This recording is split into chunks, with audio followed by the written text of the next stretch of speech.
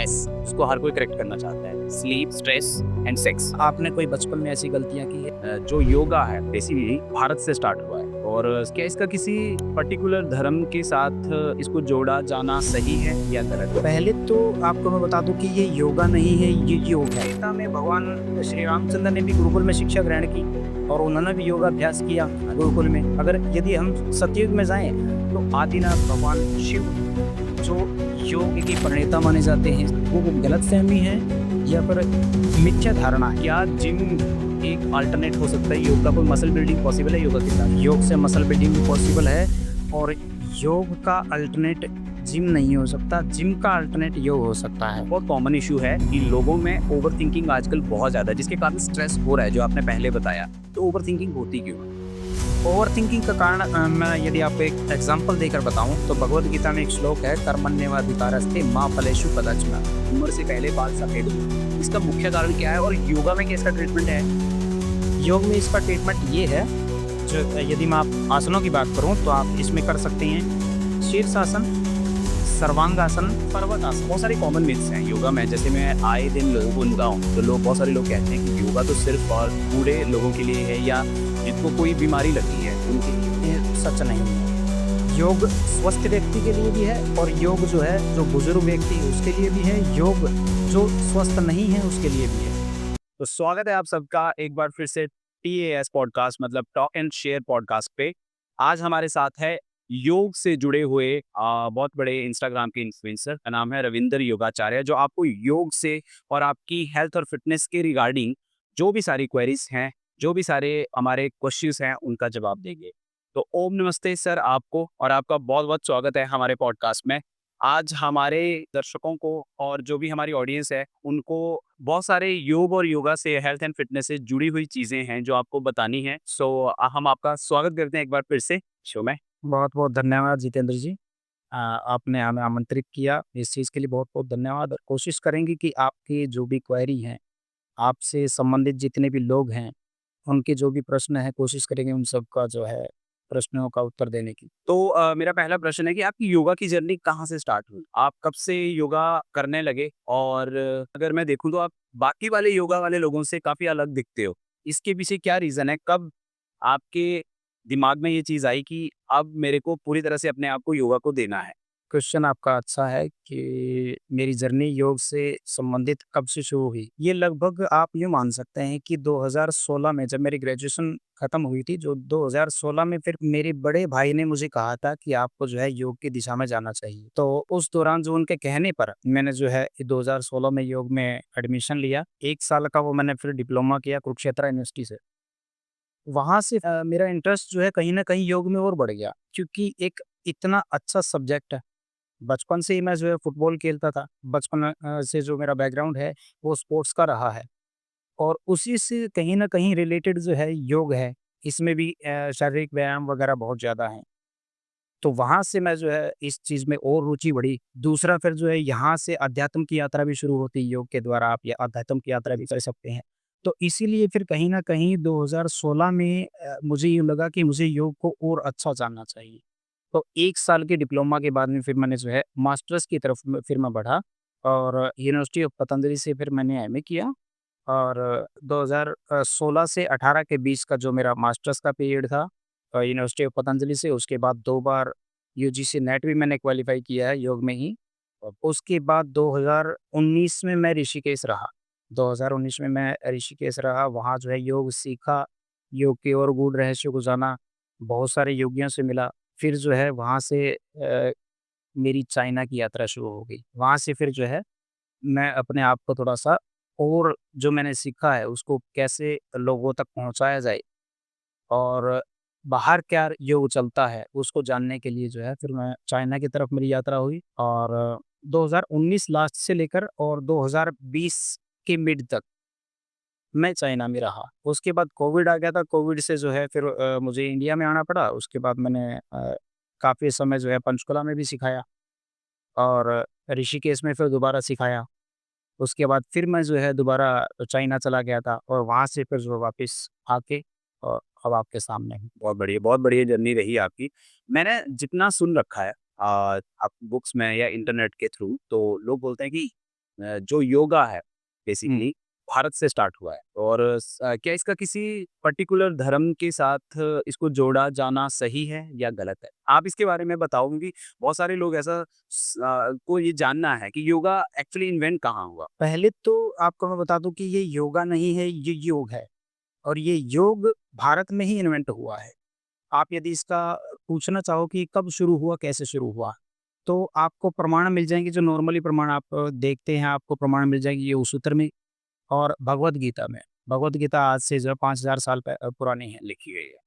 और भगवद गीता में ही आप यदि और जानना चाहते हैं कि योग और कितना पुराना है, तो भगवद गीता के ही अध्याय नंबर 4 में श्लोक नंबर 1 में बताया गया है कि भगवान श्री कृष्ण जी अर्जुन को स्वयं कह रहे हैं कि मैंने ये ज्ञान जब सृष्टि का प्रारंभ हुआ था, तब मैंने ये ज्ञान दिया सूर्य को, जिनको विवस्वान भी कहते हैं।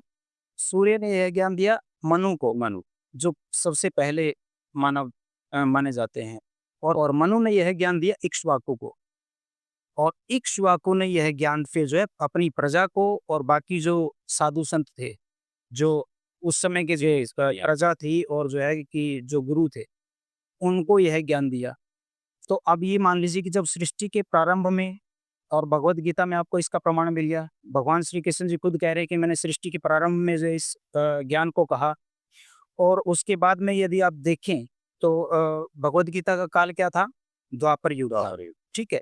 उससे पहले त्रेता में भी सूर्य तो त्रेता में भी थे, सूर्य तो सतयुग में भी थे, है ना? जिनको भगवान ने जो है ये ज्ञान दिया। अब त्रेता में भगवान श्री रामचंद्र ने भी गुरुकुल में शिक्षा ग्रहण की और उन्होंने भी योगाभ्यास किया गुरुकुल में। अगर यदि हम सतयुग में जाएं तो आदिनाथ भगवान शिव जो योग के प्रणेता माने जाते हैं, जी। जिनको आदिनाथ नाथ परंपरा का सबसे शिरोमणि कहा जाता है, तो वो तो योग के सबसे शिरोमणि हैं। अब भगवान शिव तो अपने आप में एक यो मान लीजिए कि सृष्टि के प्रारंभ से माने जाते हैं। आप खुद सोच सकते हैं कि योग कितना पुराना है। और इन्वेंट भी भारत में। इन्वेंट भी ये भारत में हुआ। क्या हुआ कि जब 2014 में योग दिवस शुरू हुआ, तब से पहले योग तो खैर बाहर बहुत पहले चला गया था, लेकिन उसके बाद में बाहर और ज़्यादा पॉपुलर हो गया योग। और योग की जो है लोगों ने इसके अंदर अपॉर्चुनिटीज़ देखी कि इसमें और क्या कर सकते हैं और कैसा इससे पैसा कमा सकते हैं, धन लाभ कैसे ले ले सकते हैं। तो उन्होंने क्या किया इसके कोर्स चला दिए। जैसे आप टीटीसी कह सकते हैं जिसको टीचर ट्रेनिंग कोर्स। तो उन्होंने वो कोर्स चला दिए और उसको थोड़ा-सा मॉडिफ़ाई करके योग को योगा बनाकर इसके ऊपर थोड़ा-सा पॉलिश करके और इसको जो है भारत में फिर जो है दोबारा छोड़ दिया। योगा में आप क्या कवर करते हो? बाहर के लोग क्या कवर करते हैं? आसन और प्राणायाम और प्राणायाम का भी बहुत छोटा रूप, आसन अधिक है उसमें। और भारत के योग में क्या है? आप यम से शुरू होकर और समाधि तक की यात्रा करते हैं, जो भारत का योग है। उसमें आप यम, नियम, आसन, प्राणायाम, प्रत्याहार, धारणा, ध्यान, समाधि यानी कि आप समाज के साथ कैसा व्यवहार करते हो, वहाँ से लेकर और आप परमात्मा को कैसे जान सकते हो, वहाँ तक की यात्रा है। उनके योग में केवल जो है आप बाहर कैसा दिख सकते हैं और आप जो है मेंटल पीस कैसे पा सकते हैं, केवल वहाँ तक उनका सीमित है। और आपको तो पता ही है जो भी वेस्ट से आता है वो कहीं न कहीं वेस्ट आता है भारत में। इधर से जो है आयुर्वेद गया, उधर से जो है उन्होंने कुछ ना कुछ उसका और मॉडिफ़ाई करके इधर भेज दिया और उन्होंने बोला कि ये तो बहुत अच्छी चीज़ है। तो वेस्ट से लगभग वेस्ट ही आया है और हमने उनको बेस्ट दिया है। तो ये चीज़ है। तो बहुत सारे कॉमन मिथ्स हैं योगा में। जैसे मैं आए दिन लोगों को सुनता हूँ तो लोग बहुत सारे लोग कहते हैं कि योगा तो सिर्फ और बूढ़े लोगों के लिए है या जिसको कोई बीमारी लगी है उनके लिए, और काफी टाइम के डॉक्टर भी सजेस्ट करते हैं कि योगा करो। तो क्या ये सच है? ये सच नहीं है। योग स्वस्थ व्यक्ति के लिए भी है और योग जो है जो बुजुर्ग व्यक्ति है उसके लिए भी है, योग जो स्वस्थ नहीं है उसके लिए भी है। मतलब हर एक आयु आयु वर्ग हर एक आयु वर्ग के लिए योग। और आयुर्वेद में एक कहावत है स्वास्थ्यस्य स्वस्थ रक्षणम आतुरस्य विकार प्रशमनम। इसका अर्थ ये हुआ कि जो व्यक्ति स्वस्थ है, योग उस पे तो काम करता है, आयुर्वेद उस पे तो काम करता ही है। और जो स्वस्थ नहीं है, स्वस्थ व्यक्ति के स्वास्थ्य की रक्षा करना और जो बीमार हो गया है, उसको कैसे स्वस्थ करना है, इसके ऊपर जो है योग और आयुर्वेद काम करता है। तो ऐसा कहना कि बुजुर्गों को या फिर रोगी व्यक्ति के लिए ही योग केवल है, तो ये कहीं न कहीं इसकी लोगों को गलतफ़हमी है या फिर मिथ्या धारणा है। अच्छा, बहुत ज़्यादा चलन है कि योग सिर्फ़ महिलाओं के लिए बना है, जो हमारे वुमेन है जितनी भी हाउसहोल्ड है, जिनको टाइम नहीं लग पाता और वो थोड़ा-सा फ़ैसिनेट नहीं है जिमिंग करने में या और कोई जो हमारी फ़िज़िकल एक्टिविटीज़ हैं। ये कितना सच है कि महिलाओं के लिए ही है योग? मतलब मेन इसको नहीं करते, तो क्या आप क कहोगे इसमें? मैं आपको यही कहूँगा कि क्या आदिनाथ भगवान शिव पुरुष थे या महिला थे? क्या मत्स्येंद्रनाथ पुरुष थे या महिला थे? क्या गुरु गोरक्षनाथ जी पुरुष थे या महिला थे? भगवान योगेश्वर श्री कृष्ण जी पुरुष थे या फिर महिला थे? महर्षि पतंजलि जी, महर्षि घेरण जी, महर्षि वेदव्यास जी, जितने भी हमारे महर्षि हुए हैं योग में, वो सभी मेल थे और बड़े-बड़े जितने भी योगी हैं, वो सभी मेल हुए हैं। ऐसा कहना कि योग केवल महिलाओं के लिए ये बिल्कुल गलत है।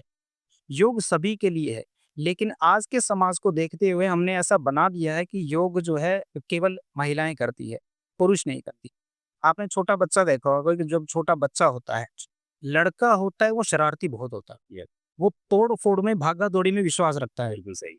और जो बच्ची होती है, छोटी बेटी होती है, वो कहीं न कहीं शांत। चीज़ों को सँभाल के रखने में विश्वास रखती है। जी। वो गुड्डे-गुड़ियों से खेलती है, वो छोटे-छोटे घर बनाती है, चीज़ों को सँजो के रखने में उसका विश्वास रहता है।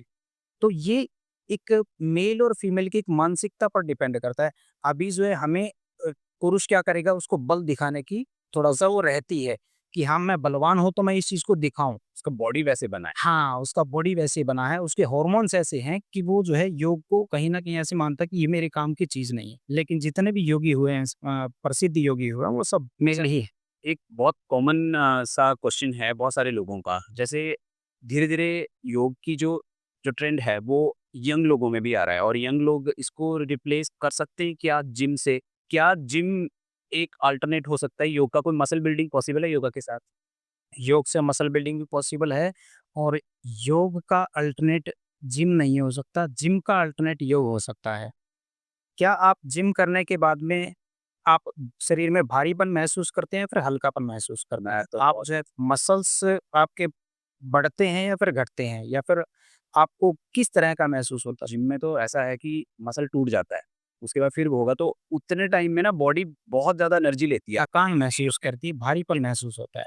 लेकिन योग में आपको हल्कापन महसूस होगा। जब आप क्लास 1 घंटे की क्लास खत्म करेंगे तो आपको हल्कापन महसूस होगा। बिल्कुल सही। आप जिम में श्वासों पर आपका कोई नियंत्रण नहीं रहता। श्वासों पर आप ध्यान नहीं देते, आप केवल जो है वज़न उठाने पर ध्यान देते हैं। एक मसल पे कंसंट्रेट कर। हाँ, योग में ऐसा नहीं है। योग में प्रत्येक आसन के साथ में आपका श्वासों पर भी ध्यान रहेगा। जिम में आपके साथ में आप यदि जिम करते हैं, तो आप उसके साथ में अध्यात्म की यात्रा नहीं कर सकते। आप उससे अध्यात्म की कोई सीख नहीं ले सकते। लेकिन योग में आपको क्या है कि शरीर, मन और अध्यात्म आपको तीनों चीज़ें एक साथ मिलेंगी। जिम के अंदर क्या है कि आप करने के बाद में थकान महसूस करेंगे, आपको रेस्ट चाहिए। लेकिन योग में ऐसा नहीं है, योग की कक्षा आप खत्म कर देंगे, 10 मिनट शवासन में लेटने के बाद आप और ज़्यादा एनर्जेटिक महसूस करेंगे। जिम करते हैं तो आपको एक स्पेशल डाइट की आवश्यकता होगी, आपको प्रोटीन की आवश्यकता होगी, आपको तरह-तरह की मिनरल्स की टैबलेटें लेनी पड़ेगी, आपको क्रेटीन की आवश्यकता होगी, आपको जो है प्री वर्कआउट की आवश्यकता होगी। लेकिन योग में ऐसा नहीं है, योग में जो आपका घर का खाना है, वो पर्याप्त है। शुद्ध सात्विक खाना आपके लिए पर्याप्त है। जिम के अंदर आपको बहुत सारी मशीनों की आवश्यकता होगी, लेकिन योग के लिए आप ₹300 के मैट से शुरू कर सकते हैं और वहीं आपकी जर्नी जो है कोई शुरू होती है और वहीं जो है समाप्त होती अगर मैं आज चाहूँ जैसे मैं जिमिंग क्विट करके अगर मैं चाहूँ मैंने योगा स्टार्ट करना है, तो ऐसी कौन-सी चीज़ें हैं जिनको मैं बिगिनिंग में करके स्टार्ट कर सकता हूँ जो और जो मेरे लिए ईज़ी भी रहे? है। ये भी इस बात पे डिपेंड करता है कि आपकी आयु क्या है, आप किसी तरह के रोगी तो नहीं हैं। यदि कोई छोटा बच्चा है, तो वो योग की शुरुआत कर सकता है, थोड़े बहुत सूक्ष्म व्यायाम करके जी। और उसके बाद सूर्य नमस्कार वगैरह कर सकता है, क्योंकि 10 साल से पहले तक के बच्चे को प्राणायाम की आवश्यकता नहीं होती। तो आप 10 साल तक के बच्चे को जो है योग में कुछ भी करवा सकते हैं, बच्चा कुछ भी कर सकता है। उसके बाद बात आती है कि व्यक्ति यंग हो गया, थोड़ा-सा जवान हो गया, तो वो क्या कर सकता है? वो हल्की-फुल्की स्ट्रेचिंग करके, सूर्य नमस्कार से शुरुआत करके, उसके बाद में आप जो है अष्टांगा विन्यासा कर सकते हैं, अष्टांग योग कर सकते हैं या फिर और जो अतिरिक्त बल लगने वाले योगाभ्यास हैं और एडवांस योग हैं, वो कर सकते हैं। यदि आप बुजुर्ग हैं तो आप उसके लिए ये कर सकते हैं कि आप सूक्ष्म व्यायाम से शुरू करके जो बॉडी की हल्की-हल्की मूवमेंट्स होती हैं, हाथों की, पैरों की, गर्दन की, कमर की हल्की-हल्की मूवमेंट्स होती है, उनसे शुरू कर सकते हैं और प्राणायाम की तरफ बढ़ सकते हैं, है ना? आप उसमें जो है प्राणायाम भी ऐड कर सकते हैं। और चौथी बात आती है कि आप यदि किसी रोग से पीड़ित हैं और फिर योग की शुरुआत करना चाहते हैं, तो ये इस बात पर निर्भर करता है कि आप किस रोग से संबंधित योग करना चाहते हैं। और जब यदि आप रोगी हैं, तो किसी अच्छे योग शिक्षक की देखरेख में ही योग करें, वो सबसे अच्छा रहेगा। आचार्य जी, मुझे आपसे एक चीज़ पूछनी है कि जैसे आपने हर एक आयु वर्ग के लिए योगा को बताया, हर एक एज ग्रुप का पर्सन योगा कर सकता है। क्यों स्कूल्स, यूनिवर्सिटी से ये स्टार्ट किया जाए? आपका इसके बारे में क्या मानना है? क्या इस चीज़ को स्कूल हमारे इंस्टीट्यूशंस में और हमारे एजुकेशन सिस्टम के अंदर इसको एक पार्ट बना लेना चाहिए? ये क्वेश्चन आपका बहुत महत्वपूर्ण है, क्योंकि हमारे देश की नींव का निर्माण स्कूलों और गुरुकुलों में हो रहा है। जी, बिल्कुल। गुरुकुलों में तो योग का अभ्यास करवाते ही हैं, लेकिन जितने भी स्कूल हैं, वहाँ आपको योग कंपल्सरी कर देना चाहिए। इसका कारण क्या है कि आप बच्चे को शिक्षित क्यों करते हैं? ताकि वो जीवन में अच्छा कर पाए, ताकि वो समाज के साथ तालमेल बिठा पाए। करेक्ट। अब यदि बच्चा योग का कहीं न कहीं जानकारी रखेगा, तो अपने शरीर को भी स्वस्थ रख सकता है और अपने मन को भी कहीं न कहीं वो स्वस्थ रख सकता है। मानसिक स्वास्थ्य का भी उसको लाभ मिलेगा। उसको कहीं न कहीं एकाग्रता करने में हेल्प मिलेगी। उसका जो है जब बच्चा योग करेगा, अब पीछे कुछ समय पहले रिसर्च हुई थी, अमेरिका में हुई थी, इंग्लैंड में हुई थी, भारत में हुई थी। इन तीनों में अभी कुछ समय पहले रिसर्च हुई थी। उसमें देखा गया कि बच्चे जो योग करने वाले हैं और जो नहीं योग करने वाले, उनके अंदर डिफरेंस ये पाया गया कि 61% जो कोर्टिसोल हार्मोन होता है, जो स्ट्रेस के लिए ज़िम्मेदार होता है, यस। वो उन बच्चों में कम था जो योगाभ्यास करते हैं, जो प्राणायाम करते हैं, वो उनमें कम था, बाकी बच्चों के मुकाबले। ज़्यादा। तो यदि आपको बच्चों का सर्वांगीण विकास चाहिए, तो आप योग और प्राणायाम जो है, कहीं न कहीं स्कूलों में ऐड करना चाहिए आपको। और इसकी बहुत ज़रूरत है। इसकी बहुत ज़रूरत है। एक बहुत कॉमन प्रॉब्लम है, जैसे आपने रिसर्च का नाम लिया, तो एक रिसर्च हुई थी यंग लोगों की, जो लोग डेली कामकाजी और जिस तरह की लाइफ़स्टाइल में अब लोग रह रहे हैं, जैसे बहुत मेंटल प्रेशर है, स्ट्रेस है बाहर इतना ज़्यादा, तो उनमें से ना 10 में से 7 लोगों को सेम प्रॉब्लम थी कि वो सुबह उठते थे तो बहुत लो एनर्जी के साथ उठते थे। उसका क्या कारण हो सकता है? ये रिसर्च हुई थी डब्ल्यूएचओ की रिसर्च थी ये, उसने भारत पे की थी 2024 में। जी, उसमें उसने ये पाया कि जो हर चौथा व्यक्ति भारत का है, जी, वो कहीं न कहीं स्ट्रेस और डिप्रेशन का अपने जीवन पूरे काल में जो है कहीं न कहीं स्ट्रेस का और डिप्रेशन का शिकार हुआ है। जी। स्ट्रेस और डिप्रेशन को कम करने के लिए इसके ऊपर योग के ऊपर भी बहुत सारी रिसर्च हुई है। आप उसमें ये कर सकते हैं कि सुबह उठे, सूर्य नमस्कार किया और 10 से 12 राउंड सूर्य नमस्कार किया, अनुलोम-विलोम प्राणायाम किया 2 से 3 मिनट, 5 से 6 बार भ्रामरी प्राणायाम किया, जी, है ना? ये वाला अभ्यास के 4 से 5 बार उद्गीत प्राणायाम किया। जी, तो इनसे आप कहीं न कहीं आपका जो स्ट्रेस वाले हार्मोन होते हैं, जो कोर्टिसोल आपके दिमाग में आपके दिमाग जिस हार्मोन का निर्माण होता है कोर्टिसोल का, उससे आप कहीं न कहीं कंट्रोल कर पाएँगे। और इसकी रिसर्च आपको यदि मैं रिसर्च बताऊँ, साइंटिफिक एविडेंस यदि को मैं बताऊँ, तो अभी आईआईटी खड़गपुर में कुछ समय पहले रिसर्च हुई थी। उसमें क्या देखा गया कि भ्रामरी प्राणायाम जो लोग करते हैं, उनकी ब्रेन की जो अल्फा वेव्स होती हैं, वो बढ़ी हैं और अल्फा वेव ज़िम्मेदार होती हैं मानसिक शांति के लिए। और एम्स ने 2021 में एक रिसर्च की थी। ठीक है। उसने इस चीज़ पे रिसर्च किया कि 8 सप्ताह यदि कोई व्यक्ति अनुलोम-विलोम करता है, तो कोर्टिसोल उसके दिमाग में जो कोर्टिसोल हार्मोन 31% तक घटा है और उसने मानसिक शांति जो है पाई है। उसको जो है गुस्सा आना कम हो गया। उसको जो डिप्रेशन के दौरे पड़ते थे वो आने कम हो गया। इन रिसर्च से हमें पता चलता है कि कहीं न कहीं योग, प्राणायाम ये हमारे लिए बहुत ज़रूरी है स्ट्रेस को मैनेज करने के लिए और एंग्ज़ायटी को मैनेज करने के लिए। लेकिन इसमें ये आपको मैं ज़रूर ऐड करवाऊँगा, स्ट्रेस कब होता है? जब आप बहुत ज़्यादा सोचते हैं, ओवरथिंकिंग इसका बहुत बड़ा कारण है। क्यों होती होगा? वो ओवरथिंकिंग इसीलिए होती है, हम विषयों के अंदर बंध जाते हैं। मान लीजिए कि इसका एक श्लोक है भगवद गीता में, कर्मण्येवाधिकारस्ते मा फलेषु कदाचन। इसका अर्थ ये हुआ कि आप केवल कर्म करने के अधिकारी हैं, भगवान श्री कृष्ण जी अर्जुन को कहते हैं कि आप केवल कर्म करने के अधिकारी हैं। आप उस कर्म को कर दीजिए और बाकी जो है परमात्मा उसके फल की इच्छा मत कीजिए। परमात्मा को जो मंजूर होगा, परमात्मा जो देना चाहेगा, उसका जो फल बनता होगा, जिस चीज़ के आप अधिकारी होंगे वो आपको मिलेगा। बहुत कॉमन इश्यू है इन लोगों में, ओवरथिंकिंग आजकल बहुत ज़्यादा है, जिसके कारण स्ट्रेस हो रहा है, जो आपने पहले बताया। ये ओवरथिंकिंग होती क्यों है? ओवरथिंकिंग का कारण मैं यदि आपको एक एग्ज़ाम्पल देकर बताऊँ तो भगवद गीता में एक श्लोक है, कर्मण्येवाधिकारस्ते मा फलेषु कदाचन। इसका अर्थ ये हुआ कि भगवान श्री कृष्ण जी अर्जुन को कहते हैं कि हे पार्थ, आपका केवल कर्म करने पर अधिकार है, उसके फल पर आपका कोई अधिकार नहीं है। जो आपके लिए सूटेबल होगा, वो परमात्मा आपको देंगे। हम केवल कर्मों के अधिकारी हैं।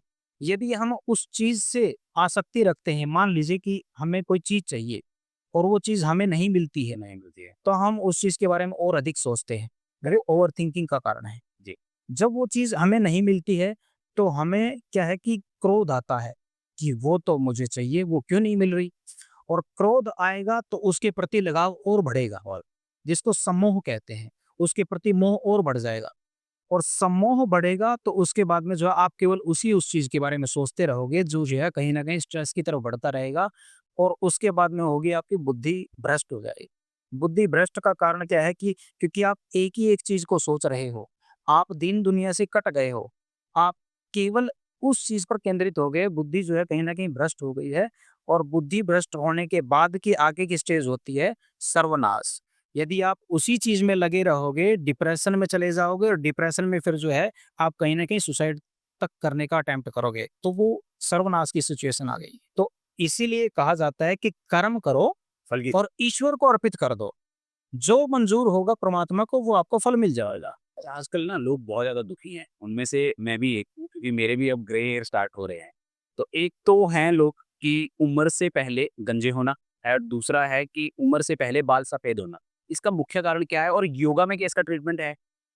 योग में इसका ट्रीटमेंट ये है, जो यदि मैं आप आसनों की बात करूँ तो आप इसमें कर सकते हैं शीर्षासन, सर्वांगासन, सर्वतासन। जो आपके फेशियल जैसे हम खड़े आते हैं पूरा दिन, तो हमें कोई ऐसे आसन करने चाहिए जिससे हमारे ब्लड फ्लो जो न्यूट्रिएंट्स हम ले रहे हैं, वो एग्ज़ैक्टली हमारी बॉडी पे एग्ज़ैक्टली आपके फेस की तरफ बढ़े, एग्ज़ैक्टली आपकी बालों की जड़ों की तरफ बढ़े। जिस भी आसन में आपका सिर नीचे और आपकी कमर ऊपर हो, वो आसन आप कर सकते हैं इसमें। जिसमें आप जो है पर्वतासन कर सकते हैं, शीर्षासन कर सकते हैं, हलासन कर सकते हैं, सर्वांगासन कर सकते हैं। ये आसन आपकी बालों की जड़ों को ग्रोथ देने के लिए बहुत लाभदायक है। और दूसरा आप कर सकते हैं, इसमें आपको यदि मैं एक तेल बताऊँ, ये आप करना चाहो तो उससे बाल काले भी हो जाएँगे और उससे बाल झड़ना भी बंद हो जाएँगे। मैं ज़रूर लूँगा वो था। कहीं से नहीं लेना, आपको बनाना है घर पर। ओके। आप एक लोहे की कढ़ाई लीजिए, जी। उसमें थोड़ा-सा नारियल का तेल डालिए। जी। 3 चम्मच मेथी की डाल दीजिए, मेथी दाना, 3 चम्मच कलौंजी, और 2 चम्मच उसमें डाल दीजिए आंवला पाउडर, आमला पाउडर। ठीक है? और 4 डाल दीजिए गुड़हल के फूल। गुड़हल का पौधा होता है, उसके बड़े-बड़े लाल रंग के फूल होते हैं। गुड़हल के फूल डाल दीजिए और इनको अच्छे से पकाइए, है ना? कुछ देर धीमी आँच पर अच्छे से पकाइए, जब वो अच्छे से पक जाएँ, उसके बाद उसे पूरी रात भर के लिए कढ़ाई में छोड़ दीजिए, लोहे की कढ़ाई होनी चाहिए, जी। हाँ? उसी कढ़ाई में छोड़ दीजिए और सुबह उसे धूप में रख दीजिए 12 घंटे के लिए, और रात भर जो है वो चाँद की रोशनी में पड़ा रहा और सुबह जो सूर्य की रोशनी में पड़ा रहा। वो इसी तो उससे क्या है कि उससे सभी तत्व आ गए, सूर्य के भी, चंद्रमा के भी, लोहे की कढ़ाई के भी, उस तेल के अंदर सारे गुण आ गए। उसे अब छान लीजिए और हफ्ते में 3 से 4 बार अच्छे से मसाज कीजिए। महिलाएँ 3 से 4 बार करें, यदि पुरुष करते हैं तो वो डेली लगा सकते हैं। जी। डेली इस तेल से मालिश करें, आपके सफ़ेद बाल काले हो जाएँगे, आपके जो स्कैल्प ड्राई रहता है, डैंड्रफ रहता है, वो बिल्कुल खत्म हो जाएगा, आपके जो जुएँ हैं, वो खत्म हो जाएँगे। आपको बहुत लाभ मिलेगा इस चीज़ में। इसमें एक आप बालों के लिए मास्क भी बना सकते हैं। उसमें आप क्या कर सकते हैं कि थोड़ी मुल्तानी मिट्टी ली करेक्ट। और उसमें दही मिला लिया। ओके। वो घोलकर और सिर में लगा लिया, सिर की बालों की जड़ों में लगा लिया। को हफ्ते में 1 बार इसको हाँ, इसको हफ्ते में नहीं, 15 दिन में 1 बार करो आप। लगवाएँ। हाँ, इसको 15 दिन में 1 बार करो, उसको लगाकर 20 से 25 मिनट रखा और उसके बाद सिर धो लिया। योगा के जितने भी लोग हैं, जो योगा करते हैं, जैसे आप हो आचार्य जी और बाकी सारे लोग जितने भी मैं इन्फ्लुएंसर्स को भी देखता हूँ, उनकी फेस पे अच्छा खासा ग्लो रहता है। उनकी स्किन बहुत क्लियर होती है नॉर्मल लोगों से, और ये इसलिए है शायद मुझे लगता है कि उनकी दिनचर्या का हिस्सा है, डेली रूटीन है उनकी जिसमें वो योगा करते हैं। ये क्या योगा से ग्लोइंग स्किन और क्लियर स्किन पॉसिबल है? योगा से ग्लोइंग ग्लोइंग स्किन और क्लियर स्किन बिल्कुल पॉसिबल है। अब इसमें एक प्राणायाम आता है, उसको प्राणायाम नहीं कहेंगे, उसमें एक शोधन क्रिया आती है, शोधन। वात, क्रम, कपालभाति। अरे कपालभाति भी 3 प्रकार की होती है, लेकिन उसमें से वात, क्रम, कपालभाति जो है, वो चेहरे की चमक के लिए ज़िम्मेदार होती है। कपाल यानी कि आपका माथा, भाति यानी इसकी उसको बार-बार जो है ठोकना, वहाँ तक जो है चमक पहुँचाना नहीं कह सकते, बार-बार वहाँ जो है ठोकना, ठीक है? उससे क्या है, माथे की चमक उसके लिए ज़िम्मेदार है। और इसमें आप क्या कर सकते हैं, माथे की चमक के लिए आप सिर नीचे करने वाले जितने भी आसन हैं, वो आप कर सकते हैं, जिसमें ब्लड फ्लो आपका चेहरे की तरफ रहे। वो वाले सभी अभ्यास आप कर सकते हैं, हलासन, सर्वांगासन, शीर्षासन, अधोमुखाश्वानासन या फिर पर्वतासन, ये सब आप आसन कर सकते हैं इसमें। और तीसरा, यदि आप ग्लोइंग स्किन के लिए कुछ रेसिपी पूछना चाहते हैं, तो उसके लिए हमें क्या करना होगा, थोड़ा-सा दही लीजिए, उसमें 1 चम्मच बेसन मिला लीजिए और 1 चुटकी कस्तूरी हल्दी मिला लीजिए। 1 चम्मच कस्तूरी हल्दी मिला लीजिए। इनको घोल लीजिए और ये आपका एक नेचुरल आपका जो है फेस वॉश तैयार हो गया। इससे जो है चेहरा धोइए, इससे थोड़ा-सा चेहरे पर मलिए और उसके बाद नॉर्मल पानी से जो है चेहरा साफ कर लीजिए। ये हो गया आपका फेस वॉश। यदि आप इसमें फेस पैक बनाना चाहते हैं, तो इसमें इसी मिश्रण में 1 चम्मच मुल्तानी मिट्टी मिक्स कर दीजिए इसमें। मुल्तानी मिट्टी डालकर, घोलकर और चेहरे पर लगाएँगे, 10 से 15 मिनट रखिए, ये आपका फेस मास्क तैयार हो गया। जी, अब आपको स्क्रब की भी ज़रूरत पड़ेगी। जी, 10 से 15 दिन में आपको स्क्रब भी चाहिए। जी। तो उसके लिए आप क्या करें, इस मिश्रण में मुल्तानी मिट्टी की जगह आप चावल के आटे को थोड़ा-सा मोटा पीसकर 1 चम्मच वो डाल दीजिए और उसको घोलकर और चेहरे पर मसाज करें, तो वो आपका स्क्रब का काम करेगा। और इससे बेहतर चेहरे के लिए कुछ और नहीं है।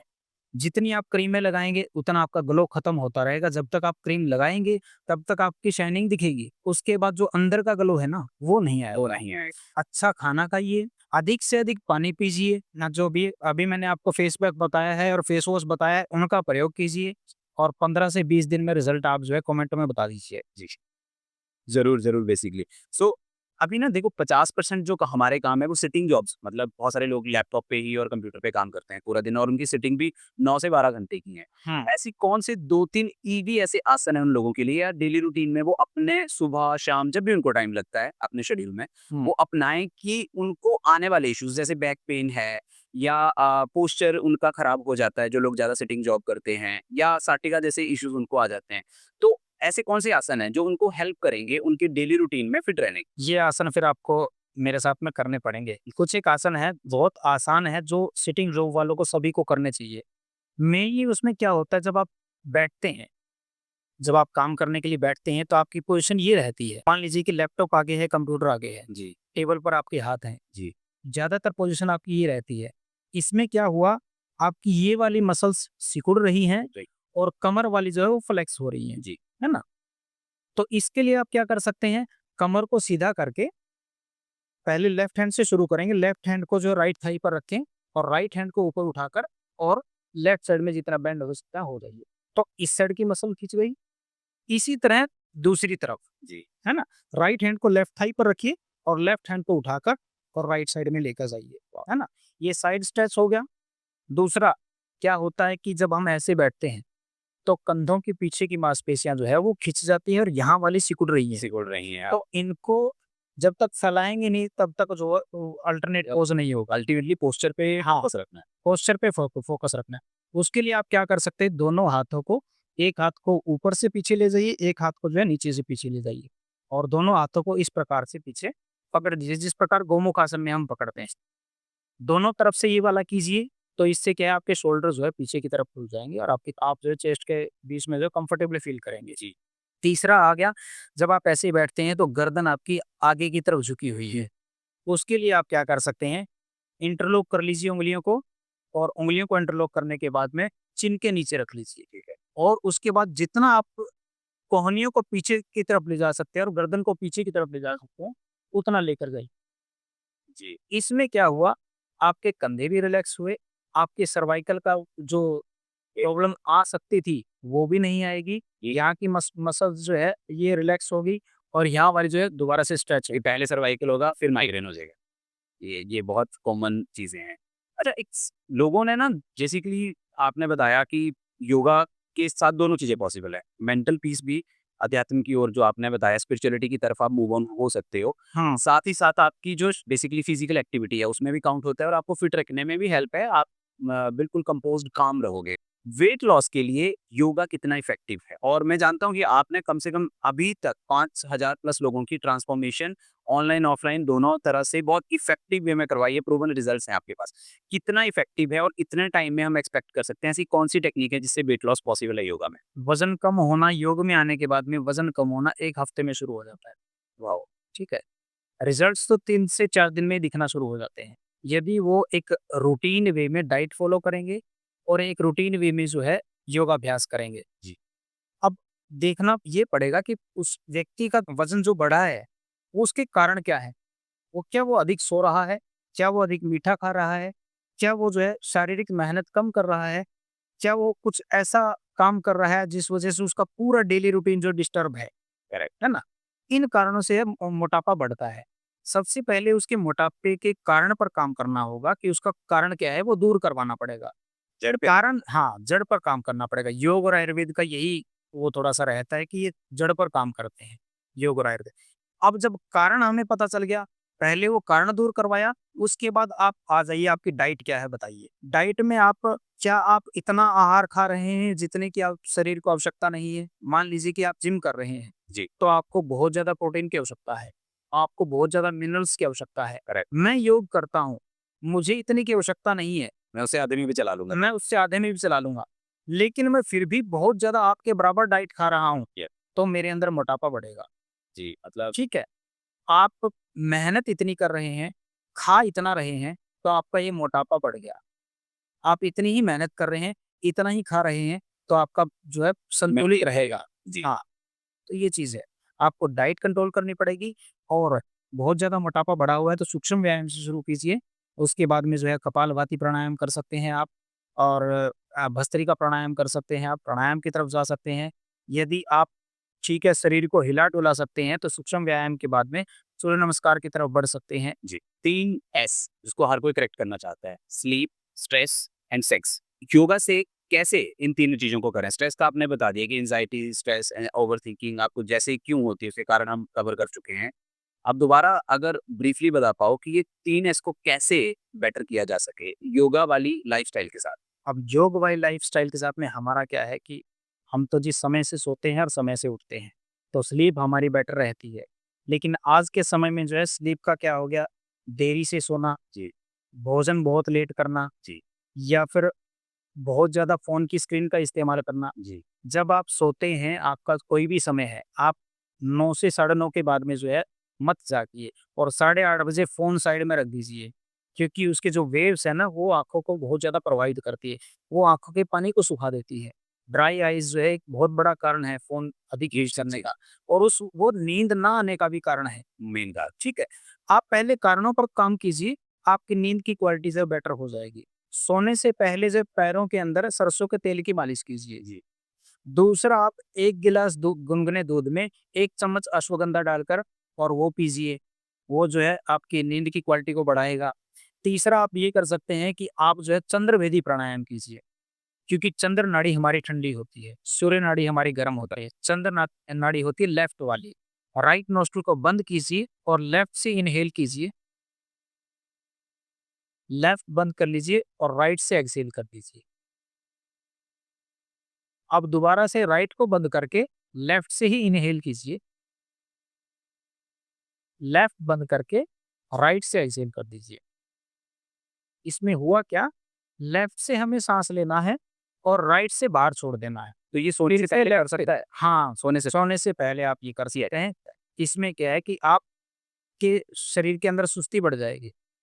ये चंद्र नाड़ी है, ठंडी नाड़ी है, आपके शरीर को शांत करती है। मतलब शरीर आपके दिमाग को कुछ सिग्नल देगा कि भाई सो जा, भाई सोचा, अब बहुत हो गया। अब बहुत हो ठीक है, गया। स्लीप आ गई हमारी बेटर होगी तो ऑटोमेटिकली स्ट्रेस, ओवरथिंकिंग, एंग्जायटी वैसे ही खत्म है। आधे से ज़्यादा प्रॉब्लम 60-70% वैसे ही खत्म। तीसरी चीज़ आ गई सेक्स, जिसके अंदर बहुत सारे कारण हैं जो लोगों के मैं मुझे पता है आप सब कुछ कवर नहीं कर सकते। बट ऐसी क्या ईज़ीएस्ट मेथड्स एंड वे है जिसमें से लोगों को इम्प्रूवमेंट देखने को मिली है, आपने देखा है अपने करियर में कि लोगों को बहुत ज़्यादा फ़ायदा हुआ है जिन चीज़ों से? इस पर ये डिपेंड करता है कि क्या आपने कोई बचपन में ऐसी गलतियाँ की है, जिनका भुगतान आप जो है इस जवानी में कर रहे हैं? जी। यदि ऐसा है तो उसके लिए बहुत सारी औषधियाँ हैं, जिनका मिश्रण बनाकर आप जो है दूध के साथ में ले सकते हैं। यदि आप बिल्कुल बचपन में बिल्कुल ठीक हैं, आपने बहुत अच्छे ब्रह्मचर्य का पालन किया है जी। और उसके बाद में ये आपको समस्याएँ महसूस हो रही हैं, तो आपको ये देखना होगा कि आपको जो है कहीं न कहीं स्ट्रेस तो नहीं है, आपकी दिनचर्या कहीं न कहीं गड़बड़ तो नहीं है या फिर आप चीज़ों को अति तो नहीं कर रहे। जी। बहुत ज़्यादा तो नहीं कर रहे। हाँ, क्योंकि वीर्य की रक्षा करना हम सबका उद्देश्य है। ये सृष्टि निर्माण के लिए हमें दिया गया है, ना कि ये मनोरंजन का साधन है। इस चीज़ का हमें ध्यान रखना चाहिए कि हमें इन शक्तियों को जितना आप संचित करेंगे, उतना ही आपके शरीर को पुष्ट करेंगी, और उतनी ही एनर्जी देगी। उतना ही एनर्जी देंगी और उतना ही आपके लिए जो है ये बेटर काम करेंगी। इसमें यदि मैं आपको आसन बताऊँ कि क्या कौन से आसन जो है अधिक काम दे सकते हैं, आपकी इस चीज़ को जो है अच्छा कर सकते हैं। वैसे तो पर्टिकुलर इसके लिए कोई आसन नहीं होता, लेकिन कुछ एक आसन है जो इस चीज़ पर काम करते हैं। जैसे सेतुबद्ध आसन है। जी। सेतुबद्ध आसन में जब आप मूलाधार चक्र को बहुत टाइट करके अंदर की तरफ खींचेंगे, जी। तो ये आपको शक्ति देगा। जब आप उसको अंदर खींचेंगे, तो आपकी पेल्विक मसल जो है मजबूत होंगे और वो जो है इस हिस्से को मजबूत बनाएँगे और ये इसमें बहुत ज़्यादा सहायक है। उससे हम हमारा बेसिकली काफ़ी फ़ायदा काफ़ी फ़ायदा आजकल ये कीगल एक्सरसाइज़ के नाम से बड़ी ट्रेंड में भी चलती है। हाँ, कीगल एक्सरसाइज़ कहीं न कहीं योग का ही पार्ट है। योग का ही पार्ट है। उसमें क्या है कि मूलबंध होता है ना, हुँ। कीगल एक्सरसाइज़ में भी वो मूलबंध बहुत लगाया जाता है, जिसका बहुत ज़्यादा प्रचार किया ये जाता सारे आपकी कोर एंड लोअर कोर और पेल्विक मसल्स को है। हाँ, टारगेट करके टारगेट ड्रिल किया जाता है। जैसे उसमें ब्लड सर्कुलेशन ज़्यादा होगी, तो ऑटोमैटिकली आपकी जो सेक्सुअल वेलनेस है, वो भी और बेटर होती जाएगी। आपका ये वाला हिस्सा जितना मजबूत होगा, इस हिस्से को मजबूत करने वाले जितने भी अभ्यास हैं, जो भी आप करेंगे, तो वो आपको इस चीज़ में सहायता देंगे ही देंगे। आचार्य जी, सब लोग योगा के फ़ायदों से अब लोग काफ़ी अपने आप को एक्नॉलेज हो चुके हैं। लोगों में नॉलेज आ गई है, लोगों के सोर्सेज़ बहुत ढेर सारे हैं जहाँ से देखते हैं। बट कोई भी आज तक ये नहीं बता पाया कि योगा जब आप स्टार्ट करते हैं तो उसका प्रोसेस क्या है? कई लोग इसको सोचते हैं कि ये बहुत स्लो प्रोसेस है। इस मिथ को आप कैसे बस्ट कर सकते हो? योग बिल्कुल भी स्लो प्रोसेस नहीं है। जो व्यक्ति पिछले 20 साल से बीपी की दवाइयाँ ले रहा है, जी। जो व्यक्ति पिछले 10 साल से शुगर की दवाइयाँ ले रहा है, थायरॉइड की गोलियाँ खा रहा है 5-6 साल से और योग में आकर 3 से 6 महीने के अंदर वो ठीक हो रहा है, तो आप खुद बता दीजिए जो स्लो प्रोसेस है वो कौन-सा है? एक तो 20 साल में भी ठीक नहीं कर पा रहा और एक जो है 6 महीने में ठीक करके आपको दे रहा है। तो योग से तो फास्ट प्रोसेस कुछ है ही है ना? है। हाँ, तो ये बिल्कुल गलत है कि योग बहुत स्लो प्रोसेस है, क्योंकि हम इसको करते हुए ऐसा देखते हैं कि ये क्या कर रहे हैं, मैट पर बैठे हैं, ये थोड़ा-सा बोरिंग सा यूँ लगता है, लेकिन इसके जो प्रभाव होते हैं, वो बहुत ज़्यादा और बहुत बेनिफिशियल होते तो मतलब योगा एक स्लो प्रोसेस नहीं है। जिस दिन वो आप योगा करोगे, हैं। हाँ, उसी दिन से आपको हल्का लगना स्टार्ट बेनिफिट्स मिलना शुरू हो जाएँगे। उसी दिन से आपको फ़ायदे दिखना स्टार्ट होंगे, अगर आप अपनी बॉडी को अच्छे से ऑब्ज़र्व करते हो और आप समझ चुके हो अपने शरीर को। हाँ, हाँ। तो आजकल एक बहुत कॉमन इश्यू है, बहुत सारे सेलिब्रिटीज़ हैं, अभी रिसेंट डेथ हुई है, और पहले भी अगर आप कोविड के बाद देखो तो बहुत सारे लोग ऐसे हैं जो बड़ी यंग एज में 30 और 40 की एज के बीच के लोग जो हैं, उनको सडन हार्ट अटैक्स आ रहे हैं, कार्डियक अरेस्ट हो रहे हैं। ये क्यों हो रहा है और क्या योग इसमें हेल्प कर सकता है कि लोगों को हार्ट अटैक जैसी समस्या ही ना आए? हुँ। इसके लिए आपको अपनी रसोई से 2 चीज़ें बिल्कुल निकालनी पड़ेंगी। एक तो है सफ़ेद नमक, दूसरा रिफाइंड ऑयल। सफ़ेद नमक की जगह आप सेंधा नमक इस्तेमाल कीजिए, रिफाइंड ऑयल की जगह आप जो है देसी गाय का घी इस्तेमाल कर सकते हैं, फिर देसी घी इस्तेमाल कर सकते हैं। ठीक है? देसी गाय का घी सबसे बेस्ट जी। है ना? क्योंकि उससे क्या होगा कि आपके जो कोलेस्ट्रॉल लेवल है, वो बढ़ेगा नहीं। रिफाइंड ऑयल से सबसे ज़्यादा कोलेस्ट्रॉल बढ़ता है। और तीसरा आपको चाय बंद करनी पड़ेगी। सफ़ेद नमक, रिफाइंड ऑयल और चाय आप बंद कर दीजिए। आप 50% जो है कोलेस्ट्रॉल अपने शरीर का कम कर लेंगे। दूसरा आपको थोड़ा-सा अपने डाइट का पर ध्यान देना पड़ेगा। आप ऐसा कुछ भी खाना ना खाएँ जो पैकेट में बंद है। आप हरी सब्जियाँ और फल-फ्रूट खाना शुरू कर दीजिए। आप 1 महीने तक फल और सलाद खाना शुरू कर दीजिए और अधिक से अधिक पानी पीजिए। पैक्ड फूड बिल्कुल मत खाइए। दूध से बनी हुई चीज़ों का कम सेवन करें। जी। घी का सेवन आप कर सकते हैं खाना बनाने के लिए। आप 1 महीने के अंदर अपने कोलेस्ट्रॉल लेवल को जो है घटता हुआ महसूस करेंगे। बहुत बहुत बहुत बढ़िया, बहुत बढ़िया। अभी एक और कॉमन समस्या है जो सब लोग मुझे लगता है कहीं न कहीं उस प्रॉब्लम के साथ जो हमारे करंट लाइफ़स्टाइल है, हमारी जो न्यूट्रिशन डेफिशिएंसीज़ है उसके कारण हार्मोनल इम्बैलेंसेस हैं। जैसे फीमेल्स के अंदर मेन इश्यूज़ हैं पीसीओएस जिसको पीसीओडी भी कहते हैं। थायराइड की प्रॉब्लम महिलाओं में सबसे ज़्यादा होती है। वो कैसे क्योर कर सकते हैं योग को अपने लाइफ़स्टाइल का हिस्सा बना के? देखिए, फिर मैं वही बात करूँगा कि इसका कारण क्या है? जी, कारण इसका हो सकता है कि उनका जो है लाइफ़स्टाइल सिरे खराब हो, वो बहुत ज़्यादा एक्सरसाइज़ कम करते हों, वो बहुत ज़्यादा खाना खा रहे हैं और जिस वज़ह से उनका जो है वज़न बढ़ गया हो। वज़न बढ़ गया। उन्होंने यंग एज में ऐसी कोई दवाइयों का इस्तेमाल किया हो जिससे जिसे अनवांटेड कहा जाता है। ये कुछ कारण हैं, जिनसे पीसीओडी एक होता है कि आपको जन्मजात में ये चीज़ मिलती है। यदि आपके माता को है या फिर माता के परिवार में किसी को है, तो उसी तो को ही वो आपको आपका जो है हेरिडिटी के रूप में जो है आपको मिल जाएगी। ये कुछ कारण हैं। इन कारणों पर काम करना होगा। यदि आपको हो ही गया है पीसीओएस, तो इसके लिए आप एक काम करें, 1 चम्मच मेथी दाना 1 गिलास पानी में भिगो दीजिए रात को, जी, ठीक है? सुबह उसको चबा-चबा कर खाइए। जी, ये करना है आपको 1 हफ्ते में 5 दिन, ठीक है? और जो 2 दिन बच गए, उन 2 दिनों में 1-1 चम्मच जी। 1-1 चम्मच जीरा पानी में भिगो दीजिए और सुबह वो खाइए। 1 से डेढ़ महीने ये कीजिए, 5 दिन मेथी दाना भिगोइए और 2 दिन जो है जीरा भिगोइए। 1 से डेढ़ महीने ये कीजिए, आपको जो बहुत ज़्यादा आराम मिल जाएगा। और यदि आपके पीरियड्स जो है बहुत ज़्यादा ब्रेक हो रहे हैं, नहीं आ रहे क्योंकि ये जो है बीमारी वहीं पर इफ़ेक्ट वही करती है, तो उसके लिए एक दवाई आती है, रज प्रवर्तनी बटी। आपको कहीं भी मेडिकल स्टोर पर या फिर पंसारी की दुकान पर मिल जाएगी। आप वहाँ से वो मँगवाइए और उसका जो है सेवन करें। वो भी बहुत आपके लिए हाँ, लाभदायक रहेगी पीसीओएस। लेकिन इसमें क्या करना होगा, ये लाइफ़स्टाइल डिज़ीज़ है। पीसीओएस एक लाइफ़स्टाइल डिज़ीज़ है। यदि आपकी दिनचर्या खराब है, यदि आप पूरे दिन में ऐसा कोई काम नहीं करते जिससे आपका पसीना आता है, क्या पीसीओएस आपने पहले आज से 20-30 साल पहले कभी सुना है? कभी भी। तो ये लाइफ़स्टाइल डिज़ीज़ है। जैसे हमारी लाइफ़स्टाइल चेंज हो रहा है, वैसे ये चीज़ें जो है हमारे अंदर आ रही हैं। हम जितना शरीर का पसीना निकालेंगे, उतना ही जल्दी ये क्योर होंगी और भविष्य में भी नहीं होंगी। तो दिन में 1 घंटा योग और प्राणायाम करना चाहिए और शरीर से जितना हो सकता है उतना पसीना ऐसे निकालना चाहिए। ऐसे योगा के कौन से आसन्स हैं जिसमें से बहुत जल्दी फ़ायदा दिखना स्टार्ट हो जाता है? आप इसमें त्रिकोण आसन कर सकते हैं, आप इसमें सेतुबद्ध आसन कर सकते हैं, आप इसमें बटरफ्लाई कर सकते हैं जिसको तितली आसन भी कहते हैं, जी, आप इसमें मार्जरी आसन कर सकते हैं। जी, ये कुछ आसन हैं जिन्हें करके आप बहुत जल्दी लाभ ले सकते हैं। जी। आयुर्वेद में 3 चीज़ें हैं, वात, पित्त और कफ। ये क्या होती? थोड़ा एक्सप्लेन करके बताइए। वात, पित्त और कफ क्या होता है कि वात होता है वायु से होने वाले रोग, वायु से संबंधित रोग, जो हमारे शरीर में वात का पार्ट है, उससे संबंधित रोग। पित्त का अर्थ हुआ कि पित्त से संबंधित जितने भी हमारे शरीर में ऑर्गन है, उनसे संबंधित रोग।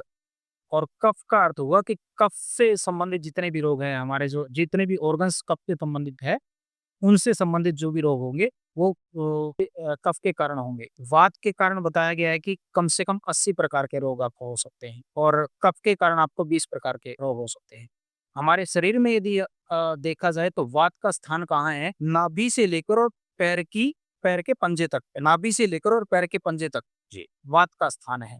यानी कि आपको मूत्र से संबंधित कोई रोग है, आपको जोड़ों से संबंधित कोई रोग है या फिर आपको पैरों से संबंधित कोई रोग हो गया तो वात से संबंधित रोग हो गया। ठीक है। नाभि से लेकर और आपके हृदय स्थान तक जितने भी डाइजेस्टिव ऑर्गन्स हैं, वो सारे पित्त के स्थान हैं। यदि आपका पित्त इम्बैलेंस हो गया तो आपके डाइजेशन में समस्या आ सकती है, आपकी छोटी आंत, बड़ी आंत, स्प्लीन, लिवर इन सब में समस्या आ सकती है। हृदय से लेकर और आपके सिर तक कफ का स्थान हो गया।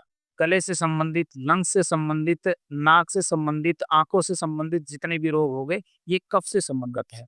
आयुर्वेद का मानना है कि वात, पित्त और कफ के अनुसार ही सारे रोग होते हैं। लेकिन मॉडर्न साइंस की को यदि हम देखें तो मान लीजिए कि कहीं हमारे कट लग गया जी, और उसमें कहीं न कहीं कट लगने के बाद में वहाँ कुछ विस्तार हो गया या फिर रेशा बन गया, तो वो भी एक तरह का रोग है। अब वात, पित्त और कफ को बैलेंस करने के लिए सबसे अच्छा प्राणायाम यदि मैं आपको बताऊँ तो वो है अनुलोम-विलोम। अनुलोम अनुलोम-विलोम एकमात्र ऐसा प्राणायाम है जो वात, पित्त और कफ तीनों पर काम करता है। जी, और त्रिफला चूर्ण रात को जो है त्रिफला चूर्ण 1 चम्मच या फिर आधी चम्मच खाकर गुनगुने पानी के साथ में सोइए, या फिर ठंडे पानी के साथ में भी आप ले सकते हैं यदि आप स्वस्थ हैं तो। ठीक है। आप वो पीजिए, तो आपकी वात और पित्त और कफ तीनों को बैलेंस करेगा त्रिफला चूर्ण। और आपको प्राणायाम मैंने बताया कि अनुलोम-विलोम। ये अनुलोम-विलोम बहुत सारे लोग गलत करते हैं। वो बेसिकली इंटरनेट पे देखते हैं, कुछ समझ नहीं आता या कुछ। आप ऐसी कोई टेक्नीक बता सकते हो हमारे ऑडियंस को जिसके थ्रू इनको पता लगे कि ये एक राइट वे है, राइट एक्सरसाइज़ है अनुलोम-विलोम उसको करने का, ये एक सबसे एग्ज़ैक्ट और सही मेथड है? अनुलोम-विलोम जो आजकल चल रहा है, जो स्वामी रामदेव जी ने भी काफ़ी प्रचलित कर दिया। जी। इसमें हमें क्या करना होगा, सब शुरुआत हमें हाथों की ये मुद्रा बनाइए, 2 उँगलियाँ पहली 2 उँगलियाँ मोड़कर अंगूठे की जड़ में लगा लीजिए। उसके बाद राइट नोस्ट्रिल बंद कीजिए, कमर गर्दन इसमें सीधी रहेगी, राइट नोस्ट्रिल बंद, इनहेल विद लेफ्ट, श्वास भरने के बाद में लेफ्ट नोस्ट्रिल को बंद कर लीजिए तीसरी उँगली से। हाथ कैसे भी रख सकते हैं आप, लेकिन ये इसकी सही उल्टा। तरीका है। हाथ आप जैसे मर्ज़ी रखें, काम इसमें श्वासों का है, ठीक है? लेफ्ट से श्वास भरा, भरने के बाद में लेफ्ट नोस्ट्रिल को बंद कर लीजिए, राइट से एक्सहेल कर दीजिए। राइट से एक्सहेल करने के बाद जब श्वास पूरा खाली हो जाए, उसके बाद दोबारा इनहेल कीजिए, राइट से ही। श्वास भरने के बाद राइट को क्लोज कर दीजिए और लेफ्ट से एक्सहेल कर दीजिए। तो ये इसका एक राउंड हो गया। हमने लेफ्ट से शुरू किया, राइट से बाहर छोड़ दिया, और राइट से शुरू किया, लेफ्ट से बाहर छोड़ दिया। जिस प्रकार पहले तो कुएं होते थे, कुएं के ऊपर पानी निकालने के लिए कोई चक्कर सा लगा रहता था, उसके ऊपर रस्सी होती थी। उसका एक सिरा जो है कुएं में लटका रहता था बाल्टी के साथ में, एक सिरा व्यक्ति के हाथ में होता था, और वो पूरी रस्सी जो है उस चक्कर के ऊपर नीचे जो है वो बहती रहती थी। उसी प्रकार से हमें श्वास को जो है हमारी नासिका के अंदर इस तरह से बहना है। ये आजकल जो ट्रेंड में चल रहा है वो तरीका है। जो इसका पुस्तकों में लिखा है, जो इसका ये मान लीजिए कि इसका जो ओरिजिनल फॉर्म है, उसमें क्या करते हैं, राइट नोस्ट्रिल बंद किया, इनहेल विद लेफ्ट, लेफ्ट से इनहेल करने के बाद में श्वास आपको अंदर ही रोकना, दोनों नासिकाएं बंद। जब तक आप रोक सकते हैं तब तक रोकिए। उसके बाद राइट नोस्ट्रिल से एक्सहेल कर दिया। उसके बाद inhale with right again, right nostril close. जब तक श्वास आप रोक सकते हैं तब तक रोकिए। उसके बाद एक्सहेल विद लेफ्ट। नाइस। तो ये इसका जो पूरा चक्र समाप्त हो गया, जो इसका सही तरीका है, जो ग्रंथों के अकॉर्डिंग है। सूर्य नमस्कार को एक कंप्लीट योगा एक्सरसाइज और सबसे मेन एक्सरसाइज माना जाता है। इसके बारे में आप क्या कहोगे? क्योंकि इसको मेन एक्सरसाइज इसीलिए माना जाता है, इसमें शरीर का संतुलन भी बनता है, इसमें बॉडी और माइंड का कॉम्बिनेशन भी बनता है, इसमें आपका श्वासों पर भी ध्यान रहता है, और इससे आप जो है शरीर को भी और मन को भी एक साथ साध सकते हो। वैसे तो सभी आसन ऐसा काम करते हैं, लेकिन इसमें क्या है कि इसमें 7 आसन होते हैं, जिसमें से 5 रिपीट होते हैं और 2 रिपीट नहीं होते। भुजंगासन और अष्टांग नमस्कार, बाकी सभी जो है रिपीट होते हैं। ठीक है। ये कंप्लीट पैकेज इसीलिए भी है क्योंकि इसमें एक-एक आसन में हमारा श्वासों पर ध्यान रहता है। जी। इनहेल और एक्सहेल के साथ में किस आसन में एक्सहेल करना है, किस आसन में इनहेल करना है, उसके ऊपर भी बड़ा ध्यान दिया जाता है।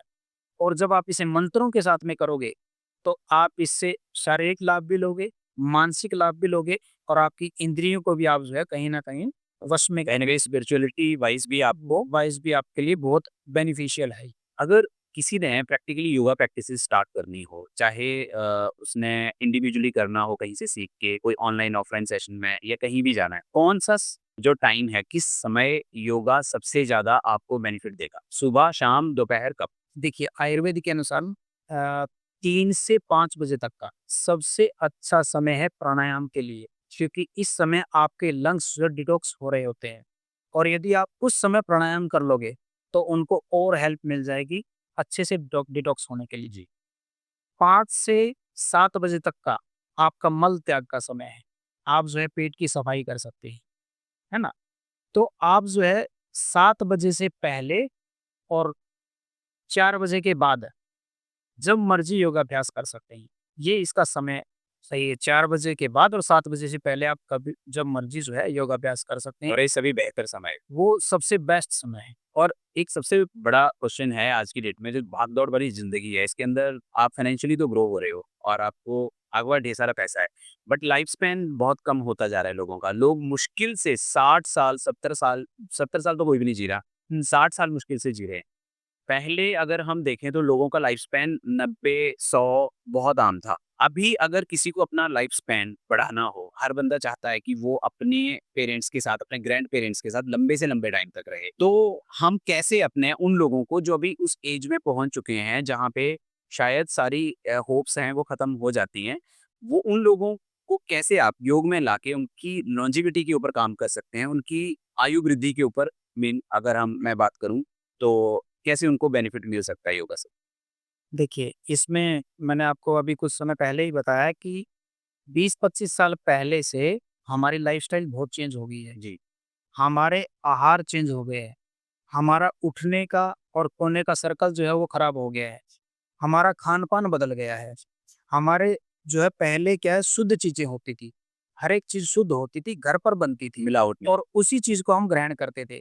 शारीरिक मेहनत भी उतनी ही होती थी। हमने खाना खा लिया तो बहुत अब क्या हो गया कि बहुत ज़्यादा उपकरण ऐसे आ गए हैं, जिनके कारण हमारे डेली रूटीन के जो काम है, वो बहुत आसान हो गए हैं। पहले ऐसा नहीं था। यस, पहले लोग जो है शारीरिक मेहनत करते थे, अपने खुद के काम खुद करते थे और बाकी समाज के लिए भी बहुत सारा काम करते थे। तो उससे क्या होता था, उन्होंने जो खाया है, वो डाइजेस्ट हो गया साथ के साथ।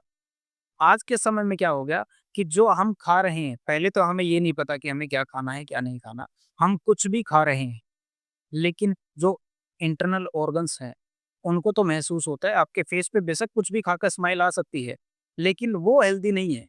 वो उनके पसीने छूट रहे हैं उसको पचाने में। हमारे इंटरनल ऑर्गन्स हमें बूढ़ा करते हैं। हमारा खान-पान जो जा रहा है ना शरीर के अंदर, बहुत बुरा। वो इंटरनल ऑर्गन्स उसको पचाने में स्ट्रगल कर रहे हैं। आप कुछ भी डाल दे रहे हैं, उसके अनुसार वो तैयार ही नहीं है। और दूसरा आपका समय क्या है? आप क्या पता रात को 11 से 1 बजे के बीच में खाना खा रहे हैं। आजकल समय ऐसा आ गया कि नाइट आउट बहुत ज़्यादा ट्रेंड में है। जी, बाहर गए, कुछ भी खा लिया, गरम-ठंडा, उसको ये देख लीजिए कि उस समय वो समय क्या है कि और उस समय कौन-सा ऑर्गन आपका एक्टिव है। 11 से 1 का समय जो है किडनी को फ़िल्टर होने का समय है, जी। 11 से 1 का और उस समय हम जो है अल्कोहल पी लेते हैं। तो वो सफाई करेगा या फिर वो जो अंदर और आ रहा है उसको सँभालेगा। जी। कहने का अर्थ ये है कि हमारा जो लाइफ़स्टाइल है, वो बहुत ज़्यादा बेकार हो गया है पहले के मुकाबले। हमें उस पर ध्यान देना होगा। लाइफ़स्टाइल अच्छा करने के बाद खान-पान अच्छा हो जाए, आपका जो है शारीरिक मेहनत बढ़ जाएगी, तो आपका शरीर जो बूढ़ा होगा ही नहीं। योगाभ्यास कीजिए, प्राणायाम कीजिए, इनसे जो आप कहीं न कहीं थकावट भी महसूस नहीं करेंगे और आप कहीं न कहीं अध्यात्म से भी जुड़े रहेंगे। तो तो ऐसा बोलते हैं कि योग भगाए रोग, ऐसा कैसे? या योगा से ही होगा? क्यों होगा योगा से ही? योग से ऐसा ठीक है, योग भगाए रोग आपने कहा, लेकिन योग सारे रोग ठीक नहीं कर सकता। ऐसा क्योंकि ये मिथ है कि योग से जो है सभी रोग ठीक हो सकते हैं। जी, ये कुछ रोग हैं जो योग से ठीक हो सकते हैं, लेकिन कुछ रोग ऐसे हैं जिन्हें योग ठीक नहीं कर सकता, उसके लिए आयुर्वेद बना है, उसके लिए वैद्य बने हैं, उसके लिए जो डॉक्टर बने हैं। फॉर एग्ज़ाम्पल अभी मेरे पास में कुछ समय पहले एक मैसेज आया था। जी। उसमें एक लड़की पूछती है कि गुरुजी मेरा दाँत टूट गया है, इसके लिए कोई आसन बता दो। तो मैं उसको क्या आसन बताऊँ आप बताइए, है ना? और दूसरा मान लीजिए कि आपको कहीं कट लग गया है, वहाँ से खून का रिसाव हो रहा है, तो इसके लिए आप पश्चिमोत्तानासन करेंगे या फिर पहले डॉक्टर के पास या फिर वैद्य के पास जाएँगे? डॉक्टर के पास। कोई आसन करने से तो वो ठीक नहीं होगा, जी, वो तो जो है वैद्य के पास जाने से ठीक होगा। तो इसलिए योग से सभी रोग ठीक होते हैं, ऐसा मानना गलत है, लेकिन योग से बहुत सारे रोग ठीक हो जाते हैं, ये सत्य है। जी। एक हमारी शरीर है, शरीर के अंदर बहुत सारे कंपोनेंट्स हैं। जैसे आयुर्वेदा में कहा गया है कि हमारी 5 तत्व से बॉडी बनती है, ठीक है? बट हम 2 को मेन लेते हैं कि जो हमारा माइंड है, जो काम करता है, आप अपनी दिनचर्या में यूज़ करते हो, जो भी आप काम कर रहे हो, इंडिविजुअली, और दूसरा आपका मन है। आप अपने मन और आपका दिमाग जो है, इनकी इम्बैलेंस जो आजकल बहुत ज़्यादा है, इसको कैसे क्योर कर सकते हो? ऐसी कोई टेक्नीक है योगा में, मेडिटेशन में? अब आपने पूछा है कि बुद्धि और मन का संतुलन कैसे बना जी, जी, जी, बिल्कुल। उसके लिए योग में एक परिभाषा दी गई है, महर्षि पतंजलि जी ने योग सूत्र में एक परिभाषा दी है, उसके अनुसार मैं आपको एक बार समझाने की कोशिश करूँगा। उन्होंने कहा है कि योगश्चित्त वृत्ति निरोधः, योग जो है चित्त की वृत्तियों को रोकता है, उनका निरोध करता है और वही योग है। जो चीज़ चित्त की वृत्तियों का निरोध करे वही योग है। अब चित्त क्या है? मन, मन। बुद्धि और अहंकार, जी। इन तीनों का सम्मिलित रूप है। सबसे पहले बुद्धि उत्पन्न हुई, उससे जो है हम कुछ भी काम करने के लिए जो है, ये मान लीजिए कि सही और गलत का फैसला करते हैं। जी। ठीक है? अहंकार उत्पन्न हुआ, अहंकार से हम जो चाहेंगे वही करने की कोशिश करेंगे। और मन क्या होगा? मन हमसे वही करवाएगा जो हमारी इंद्रियों को अच्छा लगेगा, जी। है ना? जो पाँचों इंद्रियाँ हैं, उन पाँचों इंद्रियों को जो अच्छा लगेगा, मन भी जो है उनसे वही करवाएगा। अब मन, बुद्धि और अहंकार को सम्मिलित करने के लिए, मन, बुद्धि और अहंकार को एकाग्र करने के लिए प्राणायाम सबसे बेस्ट।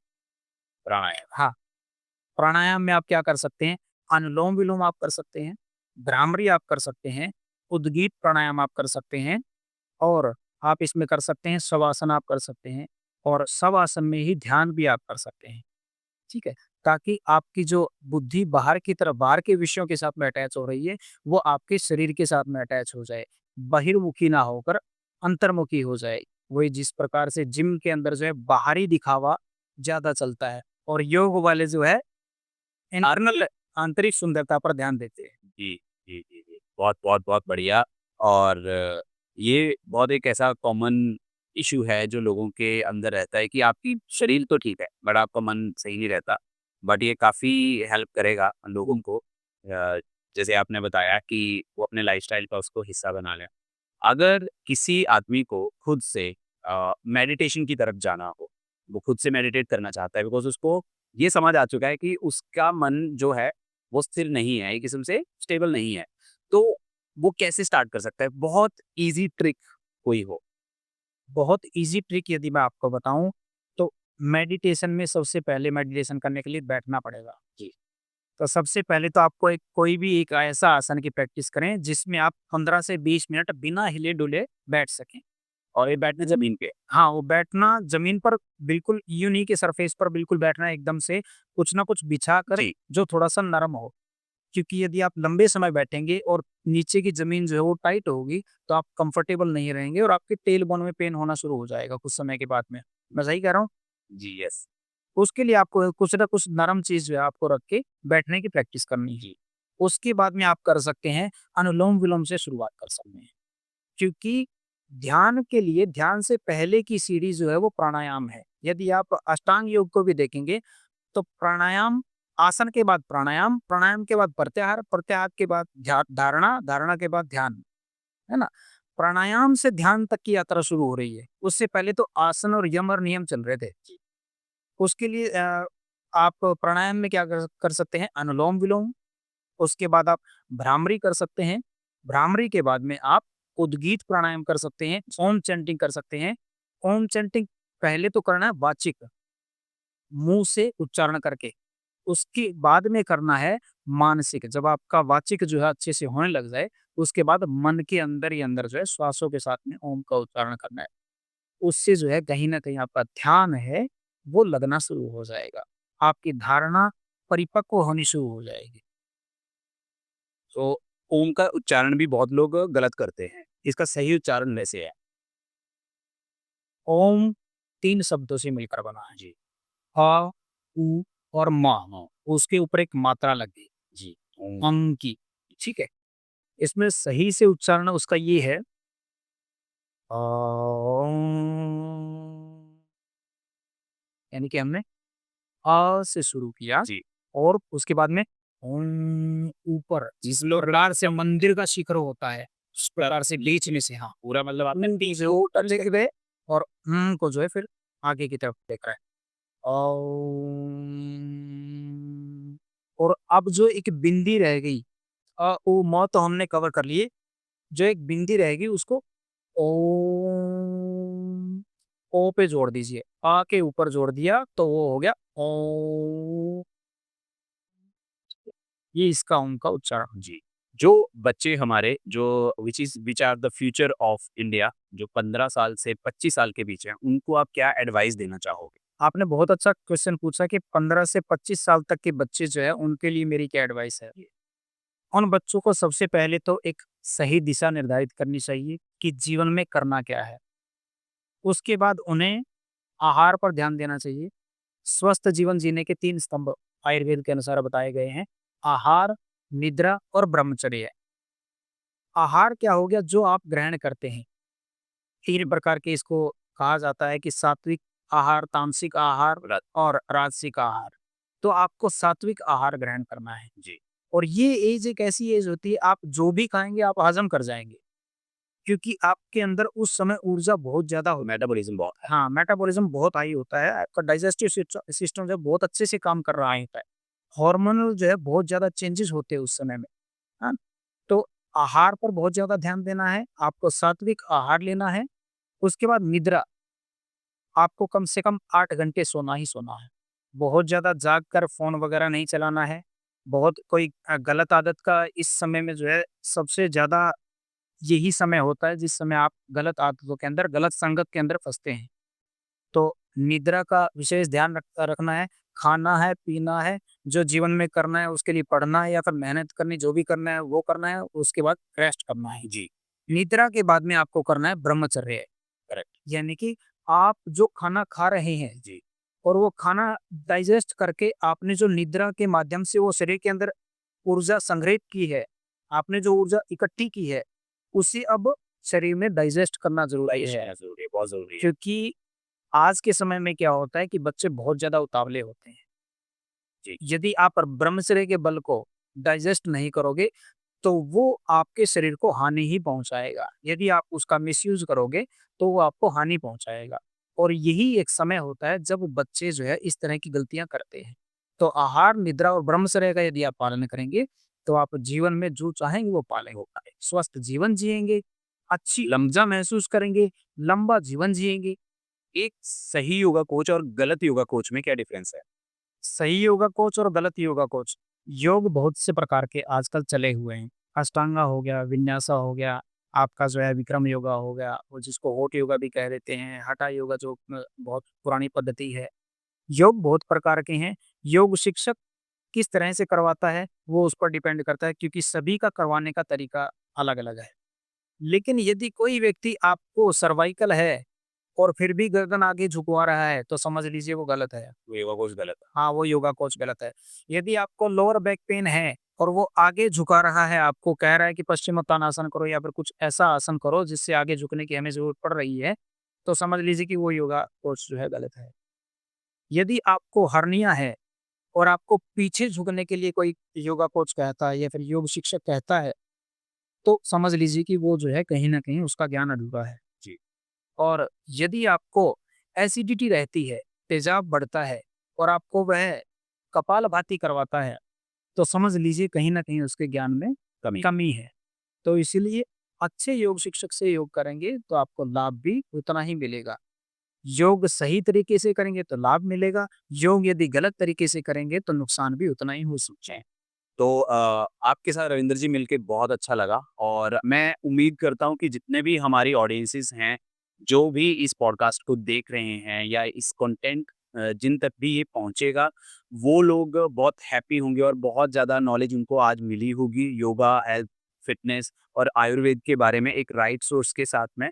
तो इस तरह के एपिसोड हम हर टाइम अपलोड करते रहते हैं, हम आते रहते हैं इन चीज़ों पे हमेशा। तो मैं दोबारा से आपका बहुत-बहुत थैंक यू करता हूँ, आपका हमारे स्टूडियो में आने के लिए और हमारे स्पेशली जो पर्सन है हू इज़ हैंडलिंग हमारी स्टूडियो टीम है उनका भी। तो थैंक यू सो मच। ओम नमस्ते। आपका भी बहुत-बहुत धन्यवाद। आपसे मिलकर बहुत अच्छा लगा, बात करके बहुत अच्छा लगा। क्योंकि जो डिस्कशन आपने किया है, जो क्वेश्चन आपने पूछे हैं, वो आज का समाज जो है जानना चाहता है, जो आज के लोग जो है वो जानना चाहते हैं। क्योंकि सही गाइडेंस की बहुत ज़्यादा ज़रूरत है। तो आपका भी बहुत-बहुत धन्यवाद। आपको आपकी पूरी टीम का बहुत-बहुत धन्यवाद। ओम